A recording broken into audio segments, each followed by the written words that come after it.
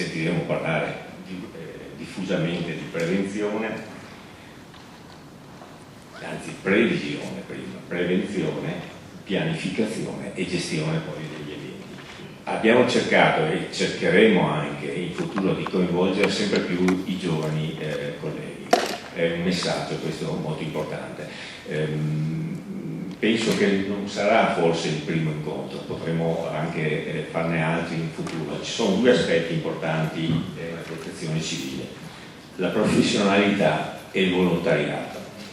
Io penso che resta in capo alla protezione civile, in senso lato, la cultura del volontariato e la formazione dei tecnici, soprattutto quelli che devono ricorrere nella fase, diciamo, immediata di gestione delle emergenze. Voglio sottolineare infine anche il ruolo di ordine e soprattutto della federazione, quale promotrice per promuovere azioni e fornire contributi nelle sedi istituzionali coinvolte. Mi rivolgo in particolare alla Regione Veneto, che oggi abbiamo coinvolto in pieno, proprio per inserire anche il contributo in sede legislativa e organizzativa. Buongiorno a tutti, io farò una breve relazione sui contenuti principali del nuovo codice della protezione civile, quali sono le attività in essere nella Regione. Innanzitutto iniziamo ricapitolando cos'è la protezione civile.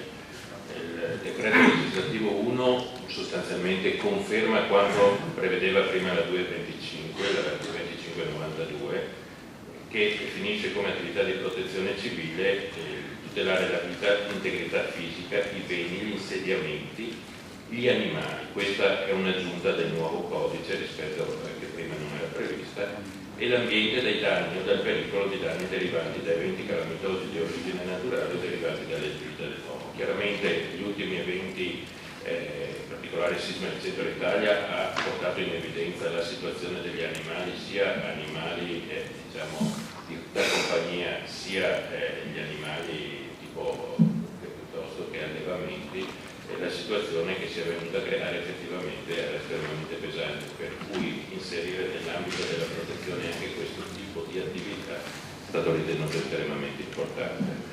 Passiamo un attimo velocemente a vedere i principali aspetti che sono trattati dal codice. Innanzitutto il codice contiene 7 capi.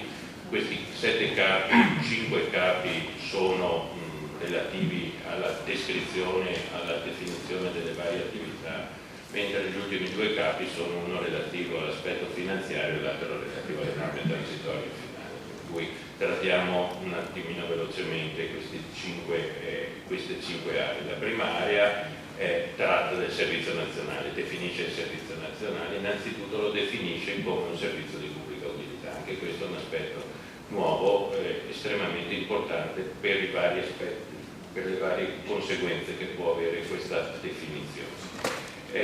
Altro aspetto estremamente importante in questo primo capo è la suddivisione, la differenziazione tra l'indirizzo politico e la gestione operativa. Quindi da una parte ci sono le competenze degli amministratori eletti, quindi con competenze di tipo politico, dall'altra parte ci sono i tecnici, diciamo, gli operatori del settore, che invece hanno delle responsabilità di tipo operativo. Innovazione è quella della definizione degli ambiti territoriali organizzativi ottimali.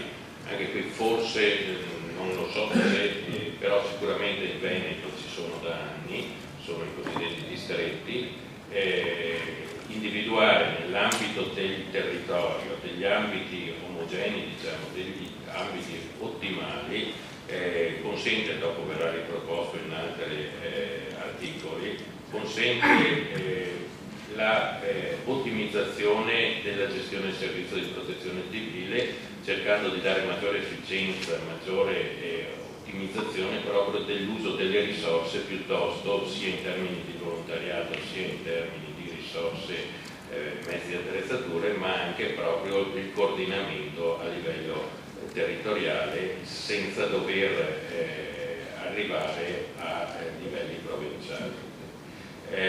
Altro aspetto, definisce, sempre questo capo, definisce la parte relativa alla previsione, alla prevenzione, alla gestione delle emergenze e al ritorno alla vita normale, diciamo, definendo in particolare, introducendo nuovamente una cosa che era stata tolta con la precedente legge 100, la prevenzione di tipo strutturale. Quindi la protezione civile può ancora intervenire in ambito strutturale. E infine definisce le autorità di protezione civile, tanto appunto oltre al Presidente del Consiglio dei Ministri, dando titolo di autorità di protezione civile anche al Presidente della Giunta regionale, al Presidente della città metropolitana, ai sindaci, oltre al prefetto.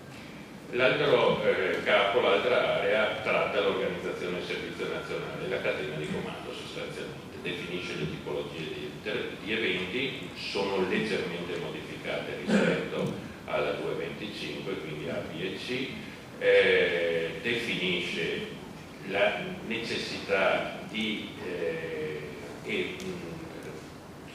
emettere da parte del Presidente del Consiglio dei Ministri direttive finalizzate a un indirizzo unitario, quindi ad omogenizzare nell'ambito di tutta la nazione il sistema di protezione civile, per quanto non contenuto nel codice stesso, definisce le funzioni dei Vigili del Fuoco, il Corpo Nazionale dei Vigili del Fuoco, dando la responsabilità della gestione della prima emergenza dal punto di vista tecnico, definisce le funzioni per prefetti che hanno comunque devono dirigere le operazioni di soccorso per quanto riguarda gli eventi di tipo B e C, coordinandosi col Presidente della Giunta regionale, definisce le competenze del Presidente del Consiglio dei Ministri e del Comitato Operativo di Protezione Civile e infine stabilisce quali sono le funzioni delle regioni, delle province e dei comuni. Province che vengono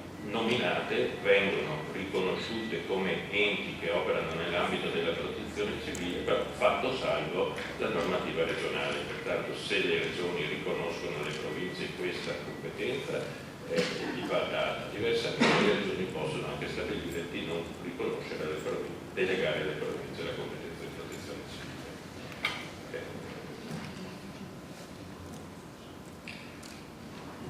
L'altro, terzo capo, tratta la previsione e prevenzione dei rischi, quindi definisce le tipologie di rischi naturali, rischi di origine eutrofica, dove però rimane comunque sempre in capo agli enti che gestiscono in via ordinaria prevalentemente l'aspetto di gestione degli eventi emergenziali, fermo restando che interviene anche a supporto della protezione civile. Spinge molto sulla pianificazione, definendo quindi i contenuti di una prossima direttiva che dovrà definire proprio per omogenizzare a livello nazionale i contenuti delle pianificazioni di protezione civile. Non si parla più di piani di emergenza, ma si parla esplicitamente solo ed unicamente di piani di protezione civile. E infine definisce la possibilità di individuare dei centri di competenza e quindi alle strutture, alle componenti della protezione civile la possibilità di confezionarsi con i centri di competenza. Quarto capo tratta la gestione dell'emergenza. Introduce lo stato di mobilitazione nazionale. Stato di mobilitazione nazionale che non era previsto precedentemente nella normativa precedente, è uno stato intermedio tra la situazione di previsione ed effettiva emergenza e la dichiarazione dello stato di emergenza. Quindi le regioni possono chiedere, dichiarando di avere utilizzato sostanzialmente tutte le proprie risorse a disposizione, possono chiedere la mobilitazione nazionale, che consente alla Presidenza del Consiglio dei Ministri e al Dipartimento di attivare per esempio le colonne mobili delle altre regioni oppure le colonne mobili del Dipartimento per venire in soccorso alla regione interessata dall'emergenza. Questo consente anche di stanziare immediatamente immediatamente dei fondi necessari non tanto alla risoluzione dell'emergenza quanto a un primo intervento che consente appunto di attivare le colonne mobili. L'aspetto che trattiamo è quello relativo al quinto capo, che è quello relativo ai cittadini e al volontariato. Particolarmente importante è questo capo perché è innovativo rispetto alla precedente normativa. Innanzitutto stabilisce l'importanza della partecipazione dei cittadini, sia come cittadini sia come cittadini raggruppati in organizzazioni di volontariato.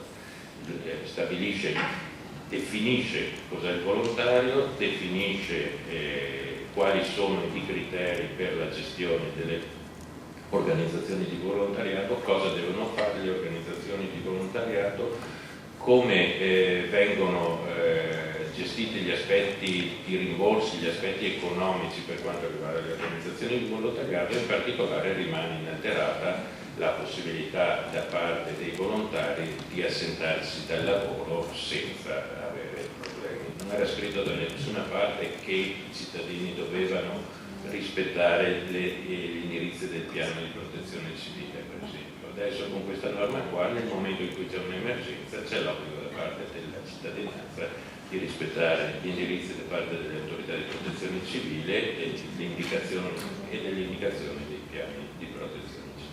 Qual è il ruolo della Regione? Innanzitutto, come dicevo prima, i presidenti della Regione sono autorità di protezione civile, chiaramente limitatamente all'ambito di competenza. Le regioni sono componenti del Servizio Nazionale, il Servizio Nazionale di Protezione Civile si divide in componenti, strutture operative e soggetti concorrenti, e infine le regioni e le province autonome devono disciplinare l'organizzazione dei sistemi di protezione civile, per il caso della regione regionale, nell'esercizio delle rispettive potestà legislative ed amministrative.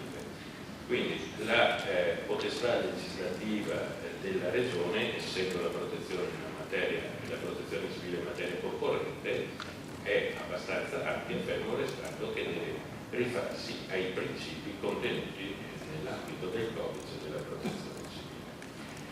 Il codice della protezione civile assegna, l'articolo 11 del codice della protezione civile assegna parecchie competenze alla Regione.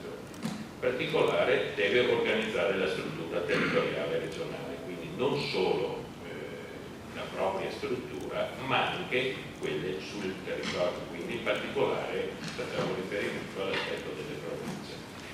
Pianificazione regionale di protezione civile, fondamentale da parte della Regione è realizzare il piano regionale di protezione civile. Deve definire gli indirizzi per la pianificazione provinciale e comunale, tenendo conto della direttiva di quell'articolo 18 che accennavo prima. Deve definire gli ambiti territoriali, organizzativi e ottimali, quindi deve andare a perimetrare quali possono essere i possibili comuni che rientrano nello stesso ambito.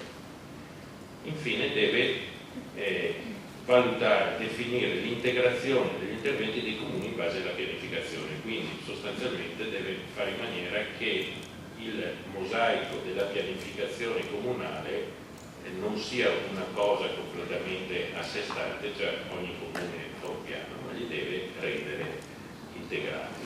Il responsabile di protezione civile sarebbe una figura nuova che sarebbe una cosa simile all'RSPP. Sostanzialmente il progetto di legge prevede che ogni comune, ogni ente deve essere dotato di un responsabile, di un tecnico responsabile di protezione civile, che ha la responsabilità tipo gestionale, non certo di tipo, non è l'autorità di protezione civile, ma è colui che sopporterà l'autorità di protezione civile nella conoscenza e nelle scelte tecniche.